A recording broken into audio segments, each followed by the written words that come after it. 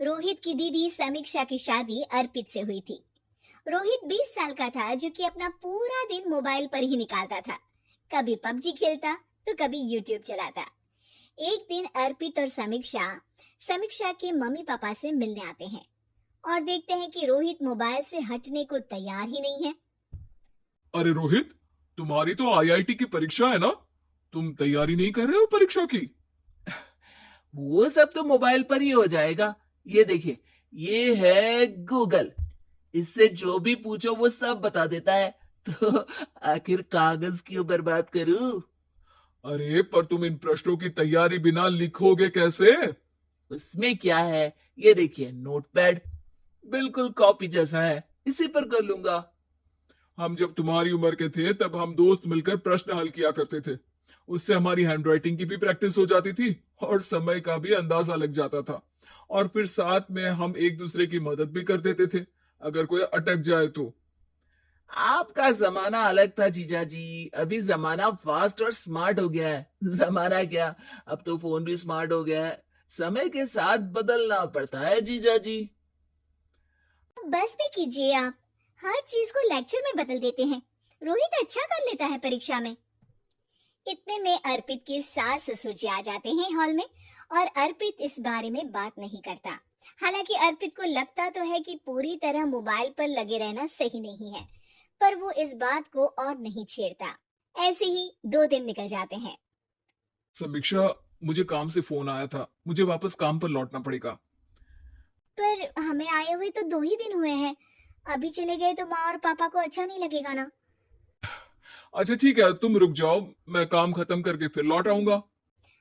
एक काम कीजिए ना, परसों रोहित भी परीक्षा के लिए निकलेगा, आप उसी के साथ निकल जाना। दोनों वैसे भी बात नहीं करते, साथ में जाएंगे तो हो सकता है आप लोग आपस में बातचीत भी करने लग जाओ। ठीक है, मैं काम को 2 दिन टाल सकता हूँ। उसी रात जब सब खाना खाने बैठे थे, तो अर्पित अपने जाने की खबर बाकी लोगों को बताता है। मुझे काम के लिए वापस जाना होगा। अरे बेटा, पर अभी तो तुम आए हो, इतनी जल्दी चले जाओगे? नहीं माँ जी, समीक्षा यही रहेगी और मैं जल्दी काम खत्म करके वापस आ जाऊंगा। ओ ठीक है, काम भी जरूरी है।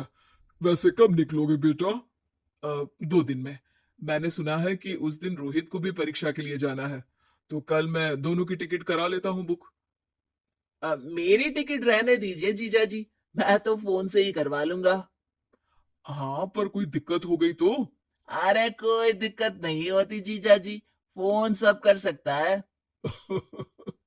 हमारे फोन के रिचार्ज से लेकर टीवी का रिचार्ज सब रोहित यही फोन से बैठे बैठे कर देता है। अब ये नई चीज तो हमारे समझ के परे है, पर अच्छा है कि रोहित जानता है। हमारी मेहनत इतनी कम हो गई भाई। हाँ, पर अगर टिकट नहीं मिली तो? अर्पित की बात पूरी होने से पहले ही बिजली चली जाती है। अरे ये क्या हो गया? आपने बिजली का बिल भर तो दिया था ना? अरे नहीं, मैं तो भूल गया था। अरे टेंशन मत लो माँ। देखा जीजा जी, आप बिजली का बिल भी भर सकते हो, समय बदल गया है। एक बार फिर अर्पित इस बात पर बहस नहीं करता। अगले दिन जाकर अपनी टिकट करवाता है और पैकिंग कर रहा होता है, जब शाम को अचानक से रोहित के चिल्लाने की आवाज आती है। नहीं, प्लीज प्लीज हो जा, ऐसा मत कर यार, प्लीज हो जा। अरे क्या? क्या हो गया रोहित? दीदी, सर्वर हैंग हो गया।